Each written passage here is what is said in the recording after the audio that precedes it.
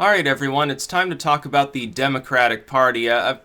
People have been pointing out it looks like they've got no leadership, they've got no platform, they've got some systemic problems going on, but it's part of a larger struggle within the Democratic Party, really, which is neoliberalism has so fallen out of favor that the Democrats at this point I don't think quite realize they're no longer the cool party. Back in the 90s, they sort of branded themselves as that, oh, Bubba Bill, oh, he plays saxophone, wow, it's so cool, and he knows what marijuana smells like, but he didn't inhale. Oh, trust us, all you evangelicals out there in the South, please vote for Bubba Bill. And that was sort of the way that it was. They branded themselves as the cool party, the hip party, the MTV party, basically.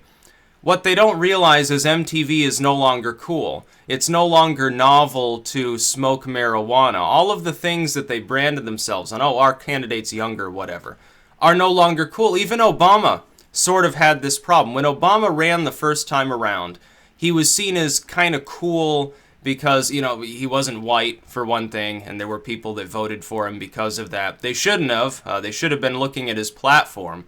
I did, and I, in all honesty, did vote for him in 2008. Not because he was fucking black. It didn't even matter. I just thought McCain was more alarming with his bomb Iran crap. Of course, I learned my lesson. 2012, I realized neither Romney nor Obama was worth voting for and went for Ron Paul. People sometimes, they think I voted for Obama twice. I didn't. No, that would have been a severe move right there. Romney was no better. I mean, in all honesty, it was the same thing. But you look at the Democrats in 2012, and they weren't really cool anymore. All of the sort of internet upstart cool kids, the tech literate fronts of the millennials and what is now becoming Generation Z, kept supporting like Ron Paul or saying, fuck this shit, these people are the same thing, and making jokes at both Romney and Obama's expense at the time. I can remember this. It was great fun. There were a lot of people, probably tens of thousands of them, on any given significant site, rigging polls in favor of Ron Paul throughout the Republican primaries, just stirring up shit and discord, and generally reaming, everyone who was involved. This time around, the Republicans managed to get a candidate who is meme-worthy enough to sort of appeal to this crowd. But here's the Democrats' problem. It's not just that image problem. It's the fact that the Democrats right now, their strategy appears to be, we're going to do nothing, we're going to develop no platform, we're simply going to tell people every day, day in and day out with our corporate buddies, Trump is evil, so you should support us instead. But they don't even realize you're as unpopular as Donald Trump is. Now, Trump, admittedly so, during the election, had the same problem he has now. When the Democrats look and say, oh, well, his ship is sinking this time because his popularity is low. They said that during the election, and the first part of that was right. No, Trump was not a popular Republican candidate. There were a large number of Republicans who did not bother to vote. But there were more Democrats that didn't bother to vote. Hillary Clinton was less popular. What Democrat can rise up right now and really lay claim to, oh, well, I'm such a stellar figure, people trust me, people love me, I'm cool and hip to the lingo. Who do they have? They're talking about wanting to run like Elizabeth Warren or Mark Cuban or something. They don't have really, it seems, any Obamas or Bill Clintons right now. Bill Clinton circa the 90s. No, they're still stuck in the 90s. That's the problem. They're the MTV party. They think that if they just talk about how they've got a sensible economic plan, that somehow that's going to cause the under 30 demographic to flock to their party or something like that. That's you're living in nonsense land if you're helping run the DNC right now. The DNC is a group without any direction whatsoever. It's like Tom Perez. How often does he even come out and talk to people? Now, you'd think if they really thought that Trump was as weak as they proclaim him to be from time to time through their proxies in the media, wouldn't they come out and bash him constantly on that token? No, instead they're wasting time right now talking about this fucking Comey issue that increasingly I think you're going to find fewer and fewer people actually care about. These folks that say, oh, he's going to get impeached over firing Comey. No, he's not. No, he's not going to get impeached over firing Comey. It's not going to happen. Watch. Watch and wait and see. They'll conduct their investigation. Chances are they'll get no evidence. Because if Trump is even a half-assed genius, and he were colluding with the Russians, he'd cover his trail. This is the problem with politics.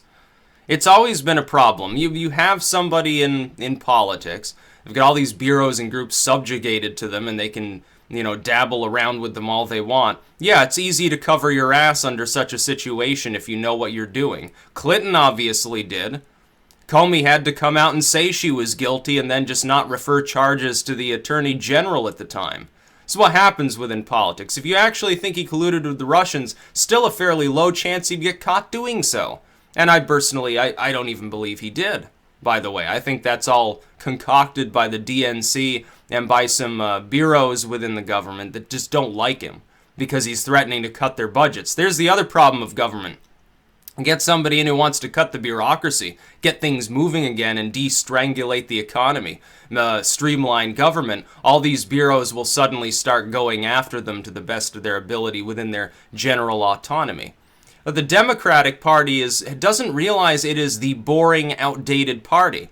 That's why they chose a boring, outdated candidate, and people warned them that that was not a good idea. It didn't have to be, by the way, Bernie Sanders and a massive swing towards socialism for the Democratic Party. Weren't there any other Democrats that could, some standard Democrats that could have tried to run? I understand. Jim Webb, they had some opposition to that because he's not anti-gun, I guess. That was basically not anti-gun and not pro-war enough. The Democrats became the pro-war party this last time around. They think that their new slogan for the youth is, wow, we're so cool. We like war and we want higher taxes and we have sensible fiscal plans for bureaucratic spending. That's not youth appeal. That's like old, boring politics. It's like almost pre-MTV politics. It's like digging up Jimmy Carter and asking him to run. They would almost be better off running Jimmy Carter. Most of the people they're targeting don't know who he is and don't know he was already a one-term president anyway. Just put him up there. And he'll sound a little bit like maybe a more coherent Bernie Sanders.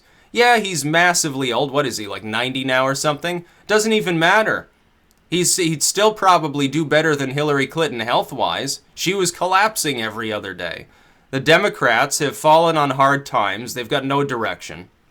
They still, months later, they haven't really developed a strategy for fighting off Trump. Now, it's all well and good for Trump to do, things that don't ingratiate himself to the public. He does something and it's seen as dumb. He does something and it's seen as corrupt. He does something and it's seen as ineffective, and it's like, what the hell is our president doing? Yeah, that can happen, but it doesn't matter. Because he can simply run against Congress in the midterms. He can say, oh, yeah, I like this person, that person, that person. He could come out and turn a switcheroo if he gets really unpopular and start saying, oh, I'd rather work with the Democrats now. Maybe I'm thinking about my party affiliation. Just totally screw with them. He has the ability to do that. They don't have any way to respond to him. The Democratic Party doesn't even, strictly speaking, have a leader right now, and it's trying to use totally outdated methods to target voters. You saw what happened with Clinton, of course. Hillary Clinton comes out and says, I'll break the glass ceiling. I have stuff in common with you. I'm rich, I'm, dynastic, I've got really weird beliefs. My daughter, who isn't even old, thinks that marijuana causes homicides and stuff. So I'm kind of screwy and my whole fucking family's screwy. By the way, my husband's a serial pervert. But at the same time, you should vote for me because I'll break the glass ceiling. I love women's rights. That's why I shielded my husband when he was, screwing everything that moved and sexually harassing his employees as the governor of Arkansas. Please vote for me. And look at what happened with that specific demographic. Did women flock to Hillary Clinton in record numbers? No, she was even defeated in that demographic by Obama, who's male, who has a cock. That doesn't say good things about their strategies. What about minority voters? She lost, what was it, I think 4 or 5 points less she took in on the Hispanic voting groups. Then you look at Generation Z. Now, here's the real mystery for the left. And the real reason why they're in butt-fuck trouble right now. Generation Z, for the first time, is going to be going to the polls in this next election. I don't think that the oldest Generation Zers can go in the midterms. I think it's the next presidential election will be there first. Although, people that are on the margin, they're like 1 year away from Gen Z. Who cares? Same thing. Generation Z is supposedly the most conservative generation in a fiscal and certain social senses. Not in a fascism sense. The left will try to brand it as that, try to bash these kids over the head and call them bigots or something. It's bullshit. They're supposedly the most sort of reserved and conservative since World War II. And yet it's also the least white generation. Now, how do we reconcile these two things? It's quite simple. All those first and second generation immigrants that are coming over from other countries have lost respect for the left because they've begun to realize the left hasn't helped them. You're black and in the inner city, Al Sharpton's not going to help you. Hillary Clinton's not going to help you. Barack Obama didn't give a fuck about you. These people don't want to help you. They want there to be problems in your friggin' community because then they can justify more taxation and spending. They'll give you some breadcrumbs. Wonderful thing. Your community wouldn't be fucked up in the first place if not for their globalist fiscal policies. You look at the border region. There are people here, Hispanics. Who among Hispanic Americans is voting? Legal immigrants. People who are citizens, lawful residents, they're the ones that are voting, not the illegals that the left keeps talking about. Now, if I moved from some cartel-torn region in Mexico to the United States, I did so legally, I got my education, I served in the armed forces, got into a relationship, whatever the hell I was up to, and then I see that the streets around me are starting to turn into the cartel-torn city I already left, what do you think I'm going to think? I'm probably going to blame the left for that because they're the ones that want it to continue happening. And there you have the beginning of the most monumental paradigm. You haven't seen anything yet. You think the paradigm shift that we saw in the Rust Belt in this last election was the big one. It's not. It's just the beginning. All you had to do was get populism in there in the first place. The media, which nobody fucking trusts, including a lot of Democrats anymore, is powerless. When they ramble about Trump day in and day out, smear him, they are actually digging their own graves. Because he's more popular than they are. They're helping him by doing what they're doing. You watch, long game, he wins against the media. Because the internet is continuing to gain prevalence, and the internet doesn't operate the same fucking way that CNN or Fox News operates. They're sealing their own doom. Leftist politicians, they keep casting Trump as a bigot. Oh, he wants to solve the immigration issue? He's a bigot. All they have in their arsenal is calling their opponent a bigot, without ever once putting forth a coherent plan of their own. People are going to begin noticing that. Once the Trump derangement syndrome wears off, give it another 6 months or so. Once that begins to wane, once the centrists realize, hey, we haven't gotten into a nuclear war. The country's economy hasn't collapsed. Wow, I thought that it was going to. I thought that Trump was Adolf Hitler. Oh, all the legal Hispanics haven't been lynched in the streets. Blacks haven't been re-enslaved. I thought all these things would happen. The media told me so. They're going to lose even more trust in the media. They're going to lose even more trust in the Democratic Party. And their support is going to collapse. Now, I don't see them doing well in the midterms. And if they do, they lose the next presidential election. They're doomed either way for another cycle. That's what's happening with the left. It's my prediction at this point. Because they've had months. If they had come out immediately after the election, when I said I don't see good things for them in the midterms, if they had come out, they had formulated a good platform, they had put forth 2 or 3 people that were presumably going to be the next ones to run, they'd be sort of the spiritual leaders of the Democratic Party, and they laid off the bigotry, the Trump derangement crap, and started talking about how to solve issues in the country, to formulate something they could put and compete with Trump's platform, then I would have said, yeah, maybe they'll do well. Yeah, maybe they do retake the presidency and relegate Trump to a single term. They haven't done that. They've had months. We're a quarter of the way to the next midterms and they haven't done anything.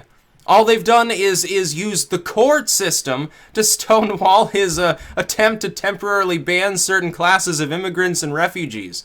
Wow, what an accomplishment. They got a couple of unloved Republicans, people like, John McCain, one of the cool kids. He's really hip to the millennial and the Generation Z lingo. I'm sure that he uses Snapchat religiously. I'm sure that he knows everything about computers. You know, Hillary Clinton can't even send an email. Can John McCain? I guess we have to wait and see. Yeah, they get a couple of the really cool, 70, 80-something people in the Republican Party to help stonewall Trump, the never-Trumpers. These people are less popular than Trump, too. Far less popular.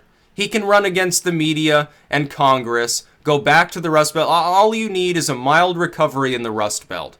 That's literally the only thing you need to predicate Trump doing well in the next 4 years, is the Rust Belt has a mild recovery. Some of the jobs come back and some of the communities improve. Oh, yeah, watch. Watch what happens. When Generation Z begins voting, and all of these young black and Hispanic individuals who are more conservative than white baby boomers begin going to the polls, the Al Sharptons of the Democratic Party are going to have to be culled, or they will fail and fall into minor party status. They're going to leave behind Republicans versus some upstart third-party movement. The Democrats will die out entirely. They'll be where the Green Party is right now. The Greens might rise up. You might have an actual left. Could be the Libertarians. It could be basically the Republican kind of evangelical centrist model versus something further to the right. The whole nation begins to shift. But the Democrats would be sucking ein tit. They'd never win another federal election. They have, the possibility is there. They got so hoodwinked by Trump. Supposedly the weakest, most horrible, bigoted, evil orange nacho candidate. And yet he laid waste to them. Well, what do you think will happen if the next Republican candidate who comes along is far more younger and more well-spoken, much more well-received? Oh, they'll lay waste to him again. Will they ever recover? Years ago, in the wake of Obama coming forth, I said that the Republican Party had an image problem. And that was true. And I hold to that, by the way. I wasn't wrong. They fixed their image problem. They nominated Donald Trump, somebody who he tweets more often than he holds a press conference where he's involved. They fixed their problem. The Democrats are bringing up the rear right now. And they're going to keep doing it, too. I don't see any significant motion in a direction of them modernizing their party or their platform. So it could keep happening. That's about all. Peace out.